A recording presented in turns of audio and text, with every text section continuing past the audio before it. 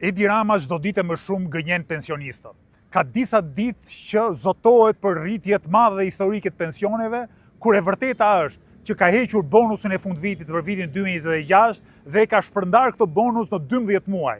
Dhe ata që pensionistët e merrin me një dorë, tashmë do ta marrin pak nga pak në 12 duar. Mirë, ç'është më shqetësuesja për shumicën e pensionistëve, për ata që kanë pensione të paplota, sepse nuk kanë vitet e mjaftueshme të punës për shkak të informalitetit historik dhe aktual të punëtorëve në Shqipëri, për këta pensionistë pra, masa e pensionit tyre në vitin 2026 ka qenë më e ulët se masa e pensionit për vitin 2025.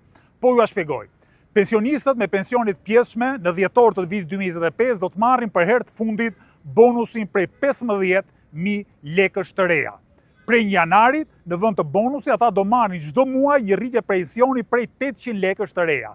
Po ta shumësoj 800 lekëshin për 12 muaj, në fund të vitit 2026, shumica e pensionistëve nga 15.000 lekë të reja shtesë do të marrin vetëm 9.600 lekë të reja shtesë.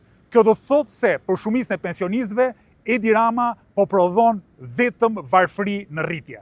E kam thënë edhe më herët, hajdutët nuk mund të bëjnë dot shtet. Ata vetëm mund të vjedhin, të manipulojnë dhe të përpiqen të mashtrojnë opinionin publik dhe në radh parë pensionistët.